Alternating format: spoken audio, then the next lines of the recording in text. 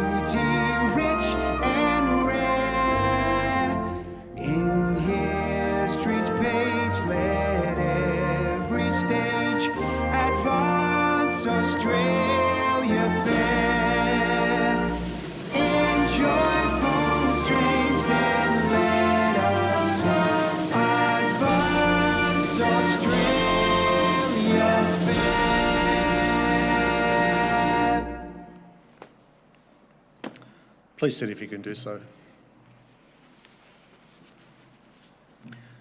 The Australian War Memorial was the vision of Charles Bean, Australia's First World War official historian. Bean landed with the Australian troops on Gallipoli and stayed with them at the front through to the end of the war. The idea of this national memorial and museum came to him at Pozières, France, in the depths of the bloody fighting of 1916. Bean's idea was that this would be a place where families and friends could mourn their loved ones buried in faraway places. It would also be a place that could help all Australians understand what these men and women had endured and what they had done for us. Bean's vision, to which we remain true, is best expressed as inscribed in the entrance to the memorial's galleries. Here is their spirit, in the hearts of the land they loved, and here we guard the record which they themselves made. Tonight, we will read the story behind just one of those on the Roll of Honour, which lists the names of more than 102,000 men and women who have given their lives for us in war and on operations for more than a century. But first, we present a lament, Flowers of the Forest. Wreaths or floral tributes will now be laid at the base of the pool of reflection.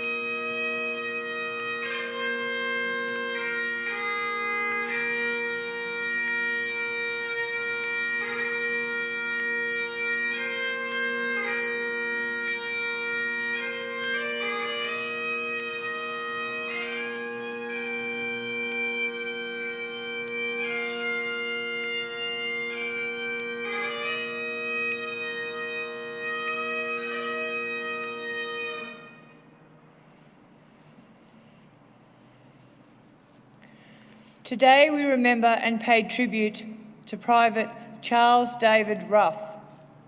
Charles Ruff was born on the 12th of August 1891 in Mount Gravatt, Queensland. He was the second eldest of 6 children born to carpenter Charles Ruff Sr. and his wife Jane. Young Charles received his early education at Douglas Gorman State School near Toowoomba before attending Mount Gravatt State School. He and his brother Harry went on to attend Smith Premier and Kerr's Business College, where they studied to become clerks. Charles graduated in 1909 and found employment with a major shipping company known as Howard Smith & Co., based in Melbourne. He was a keen artist and enjoyed drawing, and was also involved with the Coorparoo Australian Rules Football Club as a player and honorary secretary. Charles Ruff enlisted in the Australian Imperial Force on the 14th of January 1916. His brother Harry enlisted about a month later, and the brothers were assigned to reinforcements of the 25th Battalion. Before they completed their training, Charles married Edith Belford at the Presbyterian Church at Thomson Estate on the 28th of July 1916. He and his new wife had a few short weeks together before Charles embarked for active service, sailing from Brisbane on the 8th of August 1916. Private Ruff arrived in England in October and continued training. In early December, he travelled to France, reaching the trenches just in time for winter. Like many who suffered in the miserable conditions at the front, Ruff soon became ill and spent Christmas of 1916 in a hospital behind the lines. He rejoined his comrades in the new year and was drawn into fighting when the Germans began their strategic withdrawal to the Hindenburg Line. The enemy's retreat eventually halted near the French village of Bullecourt. Allied units hoped to attack, recapture the village and break through enemy lines. The first attack, which took place in April, was a massacre, costing 3,000 casualties in 24 hours. Ruff's battalion took part in the supporting actions which followed, during which time Ruff was wounded in action. Suffering a gunshot wound to his left arm, he was evacuated to England for treatment. He remained in hospital there for several weeks, after which he was granted a short period of leave. Ruff completed additional training while in England and did not return to the front until November 1917, when he rejoined his unit in the muddy trenches of Belgium. Having missed much of the main fighting, Ruff spent the rest of the year engaged in training, routine trench maintenance and duty in the front lines. After spending a cold winter in the trenches, Allied units were confronted by the outbreak of the German Spring Offensive in early 1918, forming a final attempt to force their way through Allied lines and end the war. The early months of 1918 saw heavy attacks along the Western Front. In June, Ruff's battalion was involved in a series of attacks on German positions near the village of Morincourt. On the evening of the 10th of June, the men of the 25th Battalion jumped the parapet and rushed towards enemy lines. The advancing troops were cut down in waves by machine gun fire. Those who reached the German trenches were forced into close-range fighting. Eventually, they overcame the German trenches and advanced. The 25th Battalion suffered almost 200 casualties. Among the dead was Private Charles Ruff.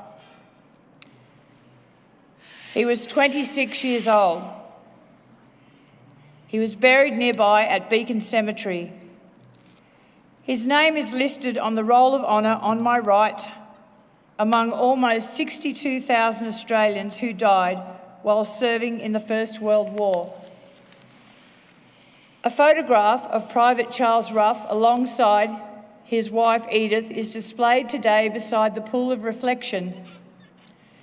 This is but one of the many stories of service and sacrifice told here at the Australian War Memorial. We now remember Private Charles David Ruff, who gave his life for us, for our freedoms, and in the hope of a better world.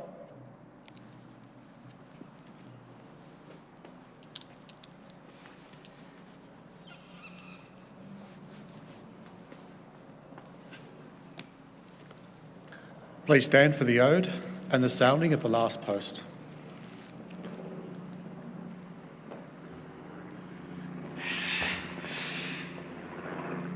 They shall grow not old as we that are left grow old. In the going down of the sun and in the morning, we will remember them.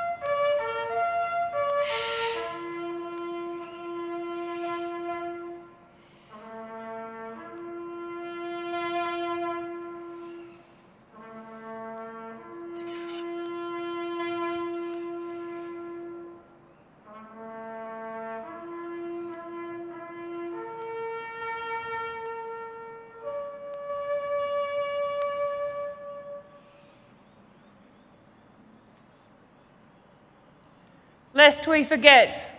Lest we forget.